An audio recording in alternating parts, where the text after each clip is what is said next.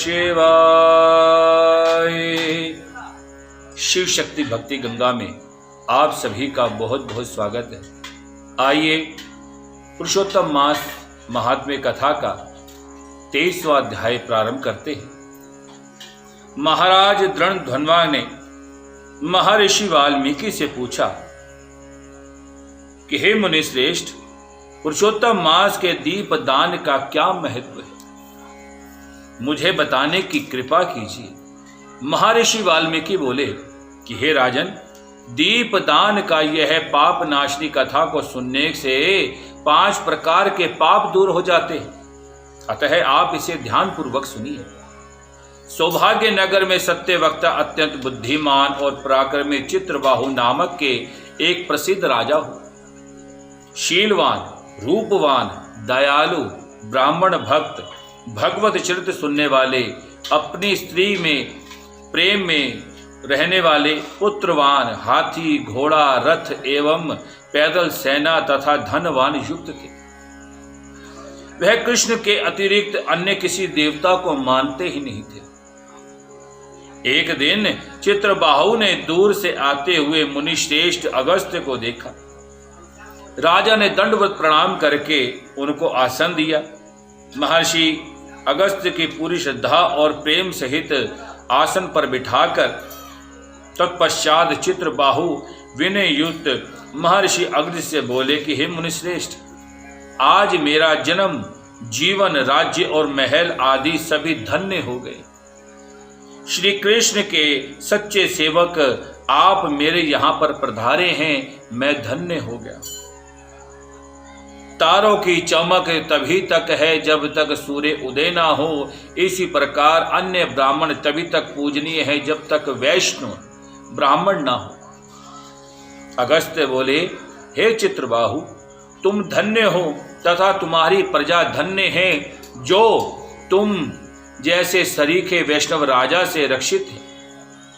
उस राजा ने वह सब है जो एक अच्छे राजा में होने चाहिए, क्योंकि आप एक वैष्णव राजा हैं। सोने वन में रहना अच्छा है, किंतु अवैष्णव राज्य में रहना अच्छा नहीं।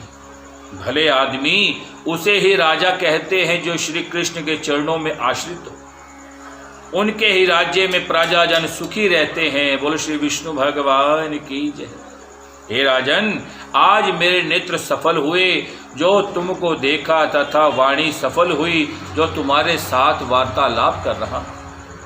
इस राज्य में आप पालन करिए, यह मेरी आज्ञा है। अब मैं चलता हूँ।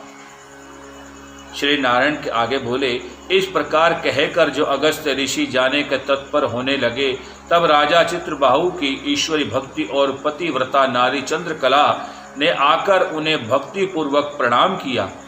अगस्त्य जी बोले, अटल सौभाग्यवती रहो। श्री कृष्ण भक्ति तथा पति सेवा में तुम्हारी प्रीति इसी प्रकार बनी रहे। जब महर्षि अगस्त्य जी आशीर्वाद दे रहे थे, तब महाराज चित्रबाहु सिर झुकाकर और हाथ जोड़कर बोले, मेरे पाप, अटूट संपत्ति, अटंक राज्य, पतिव्रता, आज्ञाकारिणी पत्नी आदि सभी सुख किस पुण्य से प्राप्त हुए। श्री नारायण बोले, जब राजा ने इस प्रकार मुनि से निवेदन किया, तब महर्षि अगस्त्य जी ने एकाग्र मन से ध्यान लगाकर राजा को उसके पूर्व जन्म की कथा सुनाई। महर्षि अगस्त्य ने राजा से कहा कि हे राजन, मैंने तुम्हारे पूर्व जन्म का सब चरित्र जान लिया है। वह सब इतिहास तुमसे कहता हूँ, ध्यान पूर्वक सुनना। अपने पूर्व जन्म में तुम चमत्कार नामक नगर में शूद्र जाति के मणिग्रीव नामक प्रसिद्ध थे और जीव हिंसा करने में लगे रहते थे। नास्तिक, दुष्ट स्वभाव, पराई स्त्री को छीनना, किए हुए उपकार को न मानना, शिष्टाचार से रहित तुम्हारा स्वभाव था। इस समय में तुम्हारी नारी है, यही तुम्हारे पूर्व जन्म में तुम्हारी स्त्री थी। पाप कर्म के कारण तुम्हें भाई बंधुओं ने जाति से अलग कर दिया था। राजा ने भी तुम्हारे अपराधों को कारण तुम्हारा धन छीन लिया था, और जो बाकी बचा था तुम्हारे भाइयों ने, जाति भाइयों ने छीन लिया था। इस प्रकार धन नष्ट होने पर पुनः तुम्हारी इच्छा धन एकत्रित करने में इच्छा जागृत हुई। धन नाश होने पर भी इस सती स्त्री ने तुम्हारा साथ नहीं छोड़ा, बुरे वक्त में भी तुम्हारा साथ नहीं छोड़ा, परंतु अन्य जनों से तिरस्कृत होने के कारण तुम नगर छोड़कर वन में जीवों को मारकर अपना निर्वाह करने लगे। अगस्त्य ने आगे कहा कि हे राजन, उस जन्म में तुम शिकारी मणिग्रीव के रूप में जैसे जैसे गुजारा कर रहे थे, एक दिन तुम अर्थात शिकारी मणिग्रीव धनुष बाण लेकर वन में शिकार की खोज में गए। जहाँ पर बहुत से मृग आदि पशु रहते थे, उस मनुष्यहीन जंगल में रास्ता भूले एक महान योगी उपदेव जी अत्यंत व्यतीत होकर घूम रहे थे। दोपहर का समय था और मुनि को रास्ता नहीं मिल रहा था। प्यास के कारण उपदेव जी व्याकुल होकर वहीं गिर पड़े तथा बेहोश हो गए। उनकी अवस्था मरणसन हो चुकी थी। हे राजन, उसी समय तुम वहां पर पहुंचे। रास्ता भूले बेहोश उस ब्राह्मण को देखकर तुम्हें दया आ गई। उन्हें उठाकर तुम अपने स्थान पर ले गए और तुम्हारी पत्नी ने उनकी बहुत सेवा की।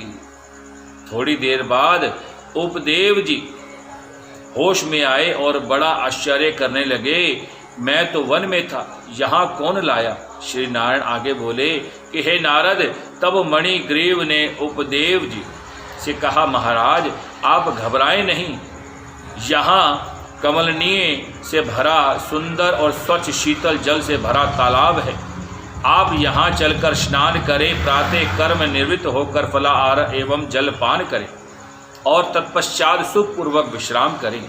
उपदेव जी ब्राह्मण होश में आने के पश्चात मणिग्रीव की बात सुनते ही प्यास लगने के कारण उठे। तब मणिग्रीव ने उनको सहारा देने के लिए भुजा पकड़ ली। उसी के सहारे वे ब्राह्मण तालाब पर पहुँचे और किनारे पर पुनः विश्राम करने लगे। तालाब के किनारे वट वृक्ष की छाया में विश्राम के बाद स्नान कर नित्य क्रम वासुदेव भगवान के पूजन में लग गए। तदंतर देवता तथा पितृ तर्पण किया और बाद में शीतल जल पीकर उन्हीं वट वृक्ष के नीचे आकर बैठ गए। आगे की कथा सुनाते हुए अगस्त्य जी ने राजा चित्रबाहु से कहा कि हे राजन, तब स्त्री के साथ मणिग्रीव ने आकर मुनि उपदेव जी को प्रणाम किया। अत्यंत विनम्र भाव से मणिग्रीव उपदेव जी से बोला कि हे ब्राह्मण, हमें उद्धार करने के लिए आज आप यहाँ पधारे हैं। आपके दर्शन मात्र से मेरे पाप दूर हो गए। यह सुनकर मणिग्रीव अपनी स्त्री से बोला, अरे सुंदरी, पके हुए जो आम आदि फल हैं अति शीघ्र लेकर आओ, देर ना करना, और जो भी अन्य फल हैं वो सब ले आना। इसी प्रकार अपने स्वामी के वचन सुनकर पतिव्रता शीघ्र ही उठकर अपनी झोपड़ी में कंद फल आदि ले आई और ब्राह्मण के सम्मुख रख दिए। मणिग्रीव बोला कि हे मुनि श्रेष्ठ जी, इन फलों को स्वीकार करके हम लोगों को कृपा करके कृतार्थ कीजिए। उपदेव जी बोले कि हे भले आदमी, मैं तुमको नहीं जानता, तुम कौन हो, तुम्हारा परिचय क्या है? मणिग्रीव बोला, ब्राह्मण श्रेष्ठ, मैं एक शूद्र हूँ। मणिग्रीव मेरा नाम है। अपनी जाति भाइयों ने मेरा त्याग कर दिया। इस प्रकार उनके वचन सुनकर ब्राह्मण ने फलाहार कर लिया। उस समय मणिग्रीव तथा उनकी पत्नी भांति भांति से उनकी सेवा कर रहे थे। जब जलपान करके उपदेव जी सुखपूर्वक बैठ गए, तब मणिग्रीव ने उनके चरण गोद में रखकर दबाया तथा उनकी पत्नी ने हवा करना प्रारंभ कर दिया। मणिग्रीव बोला कि हे मुनिश्रेष्ठ, इस भयंकर निर्जन वन में जहाँ हिंसक जीव विचरण कर रहे थे तथा जल भी प्राप्त नहीं है, आप कैसे पधारे? उपदेव जी बोले, महाभाग, मैं ब्राह्मण हूँ। प्रयागराज जाते हुए इस दारुण वन में आकर रास्ता भूल गया था। मैं थक गया था, प्यास बड़े जोर से लग रही थी और मैं मरणसन्न था। तभी तुमने मुझे जीवन दान दिया। हे मणिग्रीव, तुम दोनों स्त्री पुरुष ने इस घोर वन में वास क्यों लिया है, यह तो मुझे बता दो, कदाचित मैं तुम्हारी किसी दुख को दूर कर सकूं। इस तरह ही मनोहक और प्रेम पूर्ण वाणी सुनकर अपने मन में दुख दारिद्र्य से मुक्त की लालसा लिए मणिग्रीव अपने दुष्कर्मों और अपने उनके प्राप्त इस करुण दशा को संपूर्ण गाथा सुनाने लगा। इति श्री पुरुषोत्तम मास महात्म्य नामक 23वां अध्याय संपूर्ण।